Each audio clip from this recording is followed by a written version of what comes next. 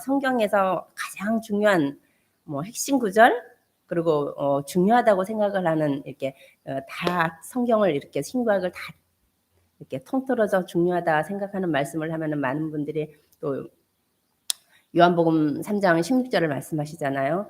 하나님께서 독생자를 보내주셔서 물론 우리를 사랑하사 세상을 사랑하사 이처럼 사랑하사 독생자를 주셨다고 하시는데, 또 이 지금 이 말씀 역시도 성경에서 굉장히 중요한, 그리고 어디도 없는 이런 말씀이라고 신학자들은 말하고 그렇게 기록해 있어요. 왜냐면은 하나님께서 우리의 구원을 이루기 위해서 하신 일이 이 세상에 자기 아들을 보내신 거예요. 그게 요한복음 3장 16절의 말씀이랍니다. 그런데 자기 아들을 보내신 이 아들을 어떤 모양 어떻게 보내셨냐? 많은 말씀이 있지만 바울은 우리에게 이렇게 말합니다. 죄 있는 육신의 모양으로 보내셨다고. 하나님이신데 죄가 있는 육신의 모양으로 보내셨대요. 그래서 이 말씀을 통해서는 예수 그리스도의 그러니까 성삼위 하나님이잖아요. 성자 예수 그리스도의 그 하나님이 육신으로 오신 것을 이 성경 전체 구절에서 가장 중요한 구절로 잡고 있는 거예요. 그래서 그러면서 왜냐하면 이 구절은 다른 어느 곳에도 없고, 특별히 여기서 왜 그러냐? 그리스도의 위격을 아주 상세하게, 또 하나는 정의를 바르게 내려서 이 구절을 굉장히 중요하게 한다는 거예요. 그러니까 예수님이 오신 것을 일반적으로 성경에 여러 군데 말씀을 하시는데, 그중에 요한복음 1장 14절에는요. 말씀이 육신이 되어 우리 가운데 거하심에, 이렇게 말씀하세요.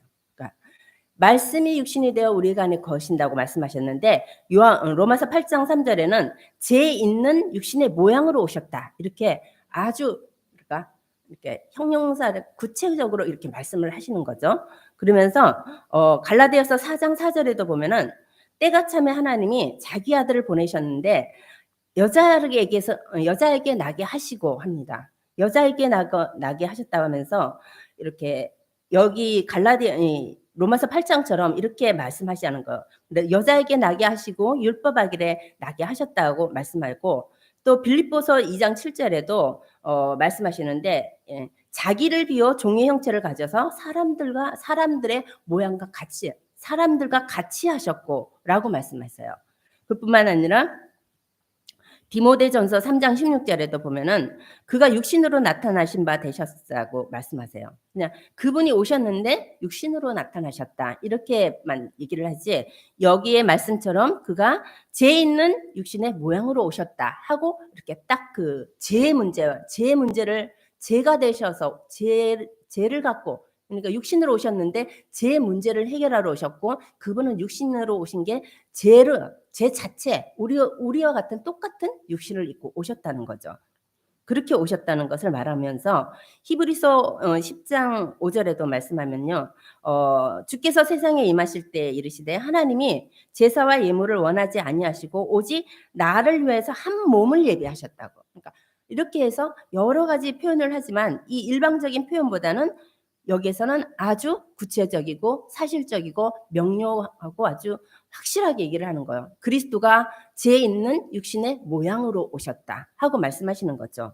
그렇게 오셔야 될 이유를 말씀하시는데, 우리는 성육신 하신 이 사실을 하나님의 아들이 사람의 모양으로 이 땅에 오셔서 세상에서 세상에 오셔서 우리에게 주시는 십자가 죽으심을 통해서 이 복음의 핵심을 말씀하시잖아요. 그 말씀을 하시는 구절에 아주 완벽한 게 지금 읽었던 로마서 8장 3절의 말씀이라는 거예요.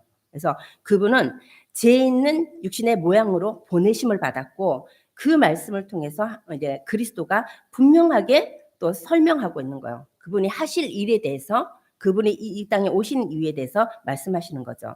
그렇지만 죄 있는 육신의 모양으로 오셨지만 예수님은 완전한 인성으로 오신 분이고 또 무죄한 분이에요. 죄 있는 육신의 모양으로 왔지만 그분은 죄가 없다는 거죠. 죄 있는 인간이 아니에요. 죄가 없는 사람으로 오셨고 죄 있는 육신의 모양으로 그냥 보내심을 받은 거죠. 그래서 그분의 육신은 죄 있는 육신으로 오신 것이 아니라 죄 있는 육신의 모양으로 이 땅에 오셨다. 그러니까 육신의 모양으로 우리와 같은 모습으로 이렇게 오신 거죠. 사람의 모습으로 오셨어요. 그래서 왜 오셨냐? 이 육신의 죄를 정하게 하시려고. 우리가 갖고 있는 우리의 범죄를 해결하게 하기 위해서 그분은 이렇게 육신을 입고 오셨다고 말씀하세요. 그러니까 이렇게 오신 이 예수님을 이단들은 부인하는 거예요. 적그리스도가 그거예요. 이단은 예수를 그냥 선지자로 알고 육신으로 오신 예수가 하나님이라는 걸 부인하는 것이 적그리스도라고 요한일서에 말하는 거죠. 그래서 이렇게 말합니다. 그래서 성육신 하신 그리스도는 여자를 통해서, 그러니까 동정녀 마리아를 통해서 이 땅에 오셨지만 그분은 죄가 없으신 분이다 합니다. 그러니까 이 마리아는 자기가 알아서, 그래서 누가복음 1장에 보면은 1장 26절에서 이거는 이렇게 미가엘 청사장에 나타났습니다. 여자에게 마리아에게 성령으로 아기가 남자를 낳을 거야, 아들을 낳기를 했을 때 이 마리아는 내가 남자를 알지 못하는데 어떻게 아기를 낳습니다. 그럴 때 성령으로 잉태할 거라고 얘기를 했고, 또 하나는요, 그가 하나님의 아들이라고 말씀을 하시죠. 그래서 이분은 여자의 몸으로 오셨지만, 여자를 통해서 이 땅에 태어나셨지만 성령 잉태, 죄가 없는 하나님이 직접 오셨다는 거죠. 그래서 죄가 없으신 분이다. 그래서 고린도후서에도요, 이 하나님께서는 하나님은 죄를 알지도 못하시고 또 알지 못한 그분은 우리를 대신해서 죄로 삼으신 것은 우리로 하여금 하나님의 의가 드러나기 위해서, 하나님이 우리를 의롭게 하기 위해서. 그렇지만 그리스도는 죄가 없고 죄를 알지도 못할 뿐만 아니라 죄를 짓지도 않은 분이다. 그러니까 죄를 모르시고 그 본성 자체가 죄가 없다는 말씀이에요. 왜? 하나님이시니까 당연하죠. 그래서 이것이 지금 말씀하시는 이 속에 내포된 말씀입니다. 그래서 히브리서 4장 13절에도요. 우리에게 대제사장은 우리의 연약함을 채울하지 아니하신 자가 아니요 모든 일을 우리와 한결같이 시험을 받을 자로되 죄는 없으신다. 그러니까 우리와 같이 연약한 육신이고 시험을 받지만 그분은 죄가 없으시다라고 말합니다. 여기서 그분이 대제사장으로 오시는데 우리의 연약함을 채울하지 아니한 자가 아니다. 그러니까 채울하다는 말을 우리가 알잖아요. 여러분 채울이 알다시피 우리와 함께 우리 인간처럼 아파하기도 하고 고통스럽기도 하고 또 슬픔도 있고 이 모든 것을 혼자만이 아니라 공유하는 거예요. 아는 거예요. 아픔도 아시고 슬픔도 아시고 고통도 다 아셔요. 그리고 또 그분은 불쌍히 여기시도 해요. 사복음서에 나왔잖아요. 그러면서 이 상대의 처지를 인격적으로 어떻게 돼요? 이해까지 하시는 하나님이세요. 그러니까 우리의 심장이 폐부까지 하나님 감찰을 하시는 거예요. 그러니까 우리가 얼마나 아프고 얼마나 힘들고 얼마나 고통스러운 걸 다 아신다는 거예요. 그게 죄 때문이고 그게 하나님 떠난 문제이기 때문에 그 문제를 해결하시러 오셨다는 거예요. 그래서 찬양에도 우리의 신음까지 아신다고 얘기를 하잖아요. 여러분의 모든 것들을 하나님은 속속들이 다 알고 계시는 거예요. 기도해서 하는 것이 아니라 여러분이 어떤 상태인지, 어떤 심령인지, 어떤 고통 속에 있는지, 어떤 어려움이 있는지, 어떤 것으로 지금 힘들어하고 있는지 하나님은 모르시는 게 하나도 없는 거예요. 그 하나님이 이 땅에 그 문제를 해결하시려고, 우리의 그 근본 문제를 해결하시려고 이 땅에 오신 거죠. 그래 이분이 그렇게 오셔서 만왕의 왕으로 죄인의 자리까지 낮아진 거예요. 그러니까 자기를 낮추시고 죽기까지 복종하신 이분. 그래서 인생의 고통을 우리가 겪는 인생의 고통을 그분도 경험하신 거예요. 그래서 절망 속에서도 있어봤던 분. 그래서 이 예수님은요, 성육신 하셔서 우리의 문제를 해결하시려고 죄 없는 그 하나님이 오셨다는 거죠. 그래서 이 체휼하시다 하신 말씀이 이 해석에 다시 히브리서 4장이나 또 베드로전서 3장에는 동정하다라는 말씀이랑 같이 번역이 된 거예요. 똑같은 말씀이죠. 그래서 이 부분이 그 예수 그리스도가 하나님의 아들이 우리처럼 이런 모양으로 오셔서 시험을 받으실 때 죄는 없으시고 죄 있는 육신의 모양으로 오셨지만 죄는 없다는 의미를 얘기를 하는 거죠. 네. 근데 그 예수님께서 이 땅의 그리스도께서 왜 죄가 없는 육신의 모양으로 이 땅에 오셔야 되냐 하는 것이 지금 우리가 이 복음을 깊이 알아야 되는 거고, 이것을 지금 성경에서 말하는 거죠. 그거는 첫째 뭐냐면은 율법을 지키고 율법을 높이기 위해서 오신 거예요. 하나님은 백성들에게 율법을 주셨어요. 율법 아래, 근데 인간은 그 율법 아래 있는 거예요. 왜냐면은 믿음이 오기 전까지는 우리는 다 율법 아래 메인바 되고 율법에 갇힌 바 됐다고 갈라디아서 3장에 말씀하세요. 그러니까 이 율법을 주시는데 이 율법은 하나님이 주시는 법이에요. 지켜야 할 법이고 또 인간이 이걸 지킬 때 지키고 순종해야 되는데 인간은 그럴 수가 없는 거예요. 왜냐면은 인간의 본성이 타락했고 죄 가운데 있기 때문에 하나님의 법을 지킬 수가 없는 거예요. 그래서 인간은 로마서 3장에 보면은 의인은 없나니 하나도 없다는 거예요. 그리고 모든 사람이 죄를 범하여 하나님의 영광에 이르지 못할 존재가 돼버린 거죠. 그래서 하나님 주신 율법을 우리는 우리 힘으로 지킬 수가 없는 거예요. 그래서 예수 그리스도는 이 땅에 오셔서 율법으로 할 수 없는 그것을 죄 있는 육신이라는 모양으로 오셔서 예수님이 그것을 이루시는 거예요. 그러니까 내가 율법을 폐하러 온 것이 아니라 온전케 하러 왔다라고 말씀하시잖아요. 예수님께서는 율법의 죄를 주신 율법은 우리가 듣고 보고 할 때마다 뭐냐 율법을 통해서 우리의 죄를 깨닫는 거예요. 율법을 지킬 수 없는 존재지만 그 율법을 통해서 내가 죄인이구나. 죄의 모습을 죄인임을 깨닫게 하는 게 율법이고 율법은요 그리스도께로 우리를 인도하시는 일을 하는 거예요. 그래서 과거에는 몽학 선생이라 그랬는데 초등교사가 되어서 우리를 그리스도께로 인도하신다고 말씀하십니다. 또 율법은요 율법이 하나님의 주신 법이지만 우리의 죄를 해결할 수 없어요. 그러니까 구원을 할 수 없다는 거예요. 그 사실을 알려주는 거예요. 근데 율법을 완성한다. 율법이 할 수 없는 것을 누가 하냐? 그리스도께서 완성하시는 거예요. 그게 구원 사역이라는 거죠. 그리고 죄 문제를 해결하는 거죠.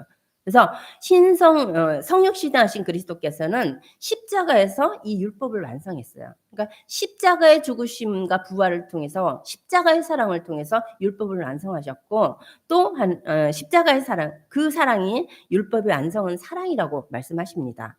그래서 첫째로 이 그리스도가 성육신 하셔서 오신 것은 율법을 완성하러 오셨다는 거. 그리고 또요 두 번째는 우리의 죄를 해결하러 오신 거예요. 우리의 죄가 너무나 큰 거예요. 근데 죄가 안 보여요. 우리는 육신의 삶에 보이는 이런 환경적인 거, 이런 뭔가 문제가 왔을 때, 내 죄 졌나 봐. 이게 뭐지? 하고, 이렇게 깨닫게 되는데, 그런 죄가 아니라 성경에는 이 죄, 그러니까 우리가 인간이 해결할 수 없는 죄에 인간은 빠져 있는 거예요.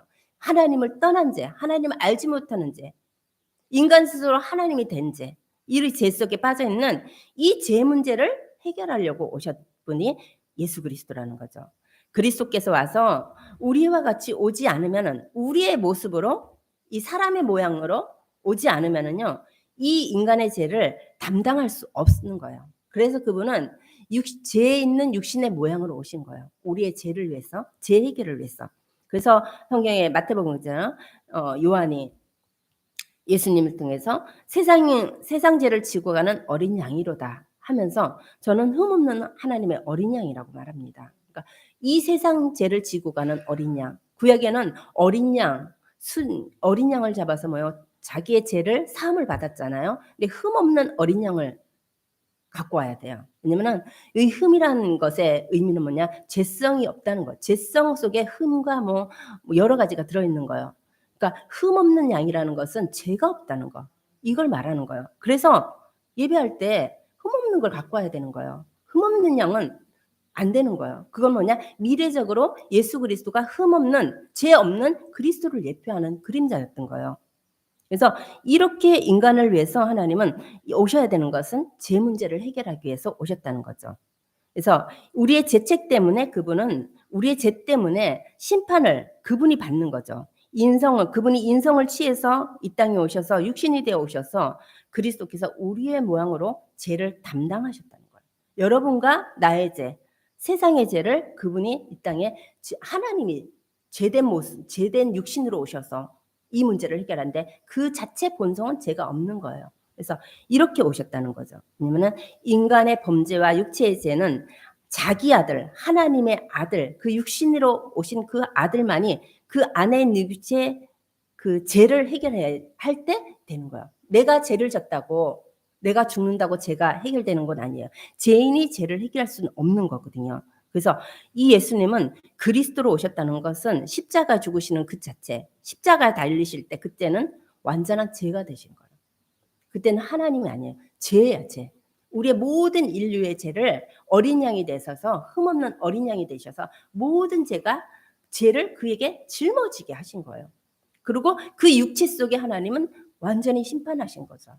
완전히 저주하신 거예요. 제가 완전히 죄를 처리하시려고, 우리의 죄를 처리하시려고 십자가에 매달리신 거예요. 죄에 대해서 매달리고 그 육체로 있는 죄를 십자가에서 하나님이 멸하신 거죠. 그래서 이렇게 그 일을 예수님이 담당하신 거죠. 그래서 그의 자기의 피로 영원한 속죄를 이루시고 단번에 성소에 들어갈 능력을 우리에게 주셨다는 거예요. 근데 히브리서 9장의 말씀처럼 그러니까 한 번의 제사로 영원히 온전케 된 거예요. 구약에 늘 제사를 지내는데 그리스도께서 죄 있는 육신으로 모양으로 오셔가지고 그 한 번의 제사로 영원히 온전케 하셨어요. 이게 복음의 실제고 이 사실을 믿는 거예요. 이 믿어야 된다는 확신이 믿어야지가 아니라 하나님이 은혜를 주셔서 십자가의 그 죽으신 그리스도의 그 의미가 나에게 전달되는 거야. 내 죄 때문에, 우리의 죄 때문에, 내가 해결할 수 없는, 하나님께 갈 수 없는 죄 때문에 이것으로 인해서 영원한 고통과 저주를 살다가 영원히 지옥을 갈 수밖에 없는 그 죄 때문에 그리스도 아들을, 독생자 그리스도를 보내주셨다는 거예요. 얼마나 큰 은혜입니까?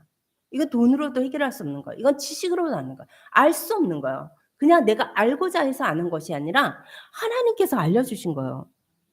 그래서 그 한 번의 제사가 진짜 우리 영혼을, 우리 인생을 온전하게 만들고 여러분이 이 성소에 들어가서 하나님을 예배할 수 있는 자로 하나님 만드셨다는 거죠.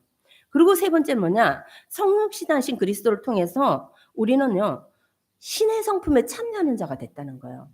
그러니까 하나님의 신령한 거룩한 하나님의 성품에 참여하는 자가 됐다는 거죠. 에베소서 1장 3절에 보면은 그리스도 안에서 하늘에 속한 신령한 복을 받았다 그래요. 이거는 이 복을 손으로 눈으로 나타낼 수 없어요. 귀로만 듣던 게 아까 욥처럼 귀로만 듣던 그 하나님을 내가 눈으로 보는 것 같습니다. 이 사실을 보여줘야 되는 거예요. 하나님께서 그리스도를 보내주셔서 그리스도를 통해서 우리가 하나님의 성품, 신의 성품에 참여하는 자가 되었을 뿐만 아니라 하늘에 속한 신령한 복을 받는 자가 됐다는 거예요. 이게 그리스도가 성육신하신 이유고 그리스도가 죄 없는 육신의 모양으로 오셔서 그 십자가 주신과 부활을 통해서 이 일을 담당하신 거예요. 그렇지 않으면 우리는 저 세상에처럼 저렇게 살 수가 밖에 없는 거죠. 하나님께서 이런 축복을 허락하셨어요. 그래서 베드로전서 1장 9절에 그러잖아요. 하나님께서 그 보배롭고 지극한 큰 약속을 우리에게 주사 이 약속으로 말미암아 너희가 정욕 때문에 세상에서 썩어질 것을 피하여 신의 성품에 참여하는 자가 됐다.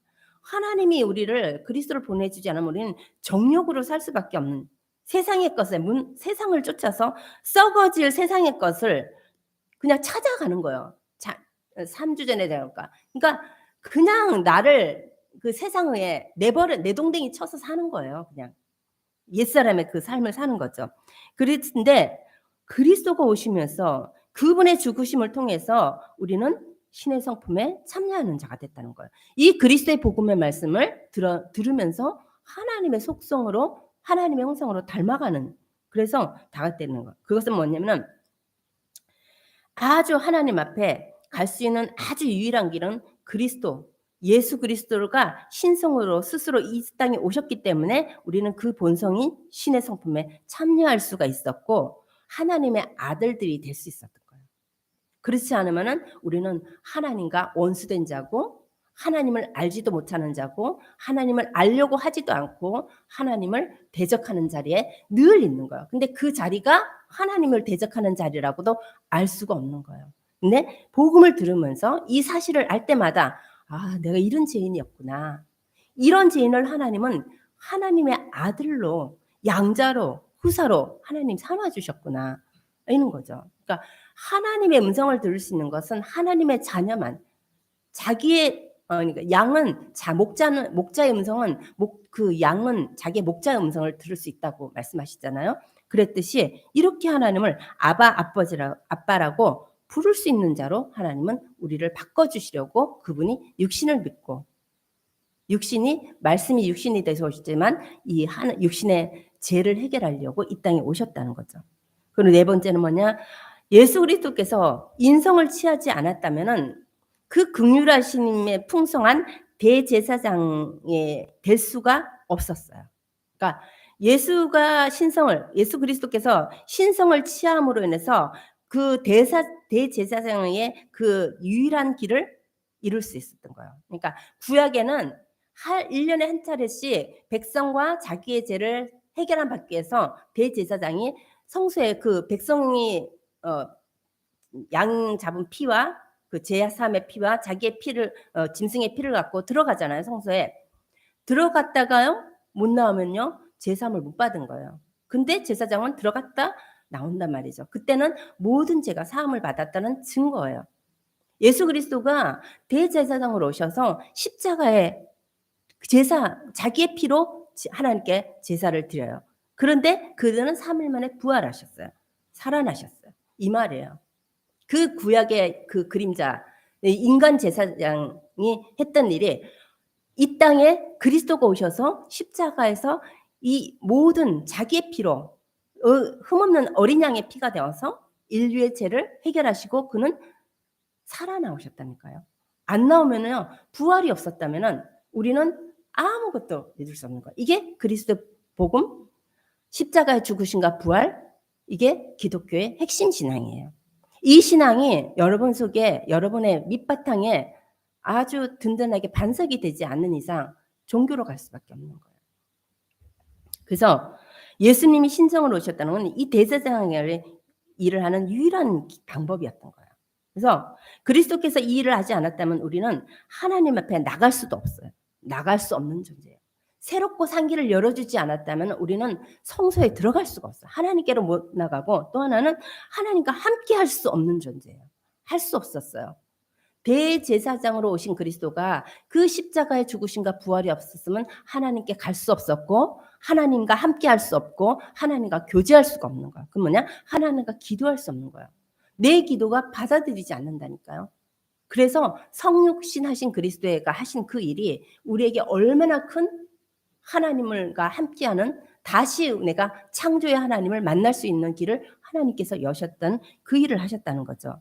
그래서 우리의 그 대제사장은요, 우리가에게 있는 그 대제사장은 우리의 연약함을 동정하시지 아니하실 것이 아니요. 그러니까 우리 연약함을 다 동정하신다, 채울하신다. 아까 말씀드린 것처럼 다 하신다. 여러분이 다 하신다니까요. 하나님은 기다려주시고, 하나님은 말씀을 통해서 이끌어주시고, 계속 우리를요, 계속 하나님 앞으로 인도하고 계신 그 일을 하시는 거예요. 그래서 그는 죄 있는 육신의 모양으로 오셔서 우리의 연약함과 또 세상의 악과 시험을 능히 이기신 분이 예수 그리스도라는 거예요. 우리가 이기는 것이 아니라 그리스도가 십자가에서 죽으심과 부활을 통해서 모든 것들을 이겨놓으신 거예요. 그 사실을 믿는 게 믿음이라는 거예요. 그래서 그분이 우리에게 우리의 연약함을 담당하시고 우리를 긍휼히 여기시며 우리를 믿음으로 강하게 하는 거예요. 세상을 어떻게 이기냐? 믿음으로 이긴다잖아요. 이 그리스도를 믿는 믿음으로 내가 하나님 앞에 강하게 될 뿐만 아니라 세상을 이길 수 있는 믿음이 생기는 거죠. 그래서 그분은 영원한, 이렇게 성육신하신 그리스도는요, 이분은 참 제사장이고 영원하신 분이라는 거죠. 영원하신 이 대제사장이 사망 권세를 이기시고 부활하셨다는 사실을 말씀하십니다. 그래서 사망을 이기시고 죽은 자 가운데 살아나신 이 부활의 첫 열매가 되신 게 그리스도 예수라는 거예요. 그래서 우리는 이 그리스도를 통해서 부활 때문에 우리의 생명이 살아났어요. 그러니까 우리는 부활의 신앙을 갖고 있는 거예요. 이게 확신, 생명의 부활이 내 속에 확신이 있어야 되는 거예요. 이 확신은 확신 있어라 하고 막 의지로 신념으로 믿는 게 아니라 이 사실을 알아갈 때마다 이게 인간이 연약하고 내가 죄인이고 나로 할 수 없는 것을, 세상으로 할 수 없는 것을 하나님이 그리스도를 보내주셨구나. 그리스도가 하셨구나. 그리스도가 이루셨구나 하는 것들이 우리 속에 확신으로 담겨지는 거죠. 그래서 한 사람, 아담 한 사람으로 인해서 사망이 세상에 들어왔고 또 뭐요? 죽은 자 가운데 부활하신 한 사람을 통해서 우리가 살아나는 거예요. 한 사람을 통해서 사망이 들어왔지만 한 사람의 부활을 통해서 생명이 우리 속에 들어왔다는 사실. 그게 누구냐? 하나님의 아들 예수 그리스도가 오셔야 될 이유인 거예요. 그래야지 우리가 생명을 살아난다는 거죠. 우리에게 주신 이 예수 그리스도의 생명을 통해서 하나님은 우리를 온전한 하나님의 사람으로, 믿음의 사람으로 계속 세워나가는 거예요. 우리는 이 복음을 들을 때마다 뭘 생각하냐면은 아, 내가 진짜 온전하지 못하는구나. 정말 연약하구나. 또 무너졌구나. 또 내가 나타났구나 하는 것들이 발견되는 거죠. 그래서 이렇게 그리스도의 복음을 통해서 하나님은 우리 자신을 알게 하시고 하나님의 능력을 알게 하시고 우리를 해서 위해서 이루신 그리스도의 역사, 그리스도의 복음을 자꾸자꾸 하나님은 깊이 깨닫게 하고 계시는 것 같습니다. 그리고 마지막으로는요. 하나님께서 자기 아들을 죄 있는 육신의 모양으로 보내신 것은 우리가 히브리서 2장 14절 말씀처럼 자녀들이 혈육에 속하심에 그도 같은 모양으로 혈육에 함께 속하심은 죽음을 통하여 죽음의 세력을 잡은 자 마귀를 멸하시려고요. 마귀를 멸하시려고 이 땅에 오셨어요. 그러니까 사단의 권세를 멸하시려고. 그리고 죄를 짓는 자는 마귀에게 속하나니 마귀는 처음부터 범죄함이니라. 하나님의 아들이 나타나신 것은 마귀의 일을 멸하라 하십니다. 마귀를 멸할 뿐만 아니라 마귀의 일을 멸하셨다고 말씀하세요. 그러니까 창세기 3장 15절의 말씀이 성취된 거예요. 이게 사단의 머리를 깨뜨리신 거. 사단의 머리는 깨졌지만 사단이 완전히 결박되고 말 때는 예수 재림하실 때요. 그렇지만 지금 사단은 마귀의 일을 한다니까요. 속이고 있다니까요. 여러분의 믿음을 속이고 있고 세상을 보면서 속이고 있다는 거예요. 그래서 우리가 어떻게 안 속일 수 있냐? 어떻게 우리가 하나님의 사람으로 강건하게 쓸 수 있냐? 그리스도의 복음을 계속 들어야 된다는 거죠. 복음 앞에 섰을 때만이 나와 세상이 하나님이 바르게 보여질 수 있다는 거예요. 그래서 마귀의 일을 멸하시는 예수님, 마귀는 이 육신으로 오셔서 우리에게만 일하는 것이 아니라 육신으로 오신 죄 있는 육신의 모양으로 오신 예수님을 마귀는 시험했다니까요. 마태복음의 4장에 40일 동안 금식하고 내려온 예수님을 시험할 정도예요. 그 예수님을 시험했지만 마귀는 그분을 넘어뜨리지 못한 거예요. 왜냐? 하나님이시기 때문에. 그래서 하나님은 이 마귀는 완전히 뭐요? 십자가의 죽으심과 부활 통해서 완전히 뭐요? 실패했다는 것입니다. 그래서 우리가요, 이 예수 그리스도 안에서, 복음 안에서, 그러니까 그리스도 안에 있는 사람은 하나님께서 우리를 그리스도를 통해서 생명을 주셨다. 그러니까 우리가 그리스도 안에 있는 사람은 하나님의 형상이 회복되는 거예요. 생명이 있다는 것은 하나님의 형상이 회복된 거예요. 하나님의 형상이 회복될 뿐 아니라 그리스도는 하나님의 형상이라고 그러잖아요. 이 하나님의 사람, 그리스도 이 안에 있을 때 그리스도의 복음을 들으면서 그리스도의 이 복음의 말씀을 통해서 인간은 하나님의 사람은 온전하게 성장해 나갈 수 있고 완전한 하나님의 사람으로 세워져 나가는 거예요. 그러니까 이 땅에서 계속 하나님께서 우리를 복음을 주시고 복음을 들어야 될 이유가 뭐예요?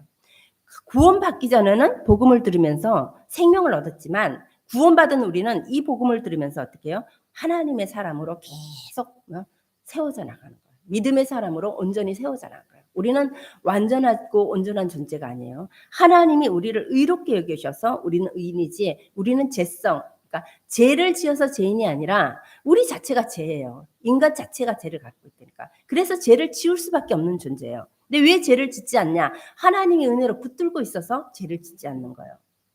그러니까 내가 세상 사람과 같이 도둑질도 할 수 있고 사람도 죽일 수 있고 방탕하게 살 수 있고 많은 것들을 할 수 있는 이런 죄성을 가진 인간이라니까요. 근데 왜 그렇게 하지 못하냐? 하나님이 은혜로 붙들고 계시는 거예요. 복음으로 주셔서 하나님이 생명의 말씀을 주셔서 내가 그와 다른 거룩한 하나님의 사람이라고 하나님의 생명 가진 하나님의 사람이라서 구별됐다는 것을 말씀을 통해서 알게 하셨기 때문에 안 하는 거라니까요.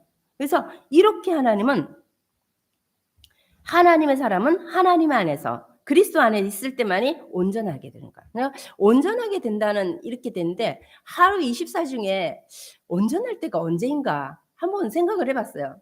진짜 없더라고요. 언제냐? 이 말씀이 나를 사로잡을 때, 또 강단 말씀을 듣거나 이렇게 말씀을 들 때 깨달으면서 아차 하면서 하나님의 말씀 잡을 때, 그 순간 찰나 하나님이 나에게 주신 그 은혜 속에 있을 때, 아 이게 완전한 이게 온전하게 되는 그 순간이구나 하는 걸 순간순간 인간의 생각과 마음을 세상의 육체를 갖고 있기 때문에 온다는 거죠. 그래서 우리는 늘 복음 속에 나를 계속 넣어야 되는 거야.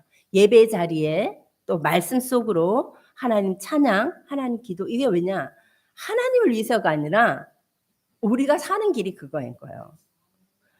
여러분이 사는 길은 예배 드린다? 뭐 교회를 위해서? 뭐 세계복음화를 위해서? 아니에요. 그러니까 누구를 위해서가 아니라 사는 길이 이 자리에서 말씀을 듣는 거예요. 말씀을 들어야지만이 우리 영혼은 살고 영혼이 살아야지만이 육신이 힘을 얻을 수 있는 거예요. 그래서 사랑하는 자요, 내 영혼이 잘된과 같이 범사에 들고 강건하기를 원한다 그러잖아요. 그러니까 하나님이 은혜를 받아야 되고 은혜를 주셔야지만 우리는 살 수 있는 존재라는 거죠. 그래서 하나님의 사람은 하나님의 안에 있어야 돼요. 그게 가장 이렇게 갇혀 안에 있는 이게 뭐냐면은 예배더라고요. 예배 속에. 그러니까 예배 자리에 있지만 이 생각이 밖으로 나갈 수가 있어요.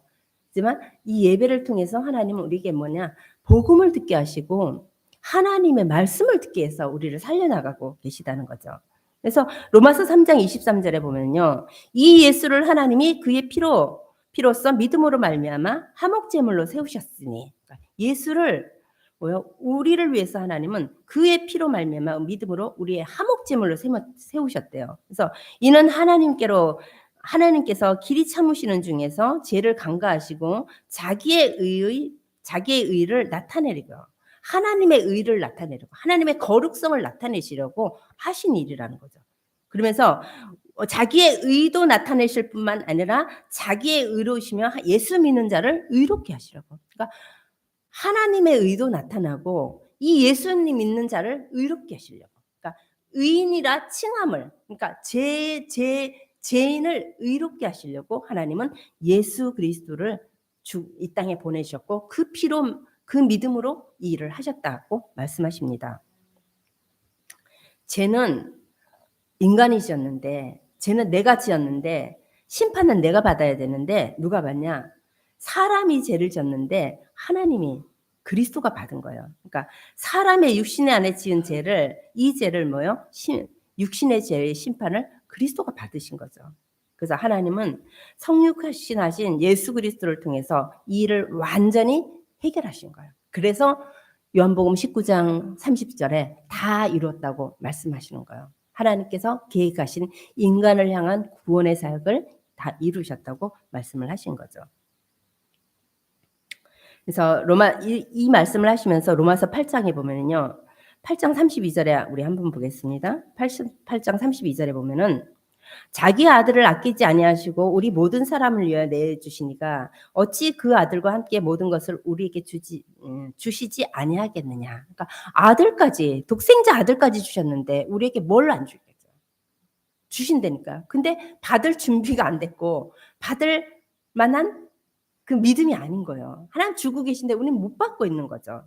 그래서 그러면서 하신 말씀, 누가 능히 하나님께서 택하신 자를 고발하려 의롭다 하신 이는 하나님이시니라. 이렇게 구원받은 믿음의 사람을 고발할 자도 없고 또 정죄할 자도 없다는 것이죠. 그래서 누가 정죄하려 죽으실 뿐만 아니라 다시 살아나신 이는 그리스도 예수이시니 그는 하나님 우편에 계신 자요 우리를 위하여 간구하시는 자다. 여러분이 기도하지 않아도 우리 속에 성령은 우리를 연약함을 아시고 우리를 위해서 대신 하나님께 기도한대요. 그렇지만 어느 순간에 가면은 우리에게 입을 열어서 하나님께 기도하게 만드셔요. 기도한다는 것은 하나님을 바라보게 만드는 거죠. 기도한다는 건 하나님을 바라보면서 나를 보게 되는 거예요. 나의 본 모습, 나의 본성을 보게 되는 거예요. 이 땅에 사는 나의 본성을 기도하면서 그리스도를 바라보고 하나님 바라볼 때 내 본성을 보이는 거고 또 하나님의 그 본질이 느껴지는 거예요. 그래서 하나님은 우리를 이렇게 하신다는 거죠. 그래서 이 예수님이 여러분은 정말 이 그리스도가 이렇게 계속 그리스도를 말씀하시는데 오늘 성령 흑신하신 그리스도가 여러 말씀을 드렸는데 여러분 이 그리스도가 여러분은 어떤 분으로 여러분은 이렇게 들려지십니까? 정말 이 예수 그리스도의 복음 앞에서 이렇게 섰을 때 진짜 복음 앞에 섰을 때 내 모습을 보는 거야. 저는 몇 개월 전에 복음 앞에 서는 이런 일이 있었어요. 그 복음 앞에 안 서면 안 될 입장의 일인 거예요. 그 일이 있었는데 그걸 갖고 기도를 하다가 보니까 제가 보였어요. 뭐냐? 저 복음 들었고 복음 전하고 있었고 복음이라고 생각하고 있고 복음이 잘하고 이 복음 때문에 산다고 생각했는데 그 하나님 앞에 그 설 때 나의 종교성을 너무나 절실하게 봤어요.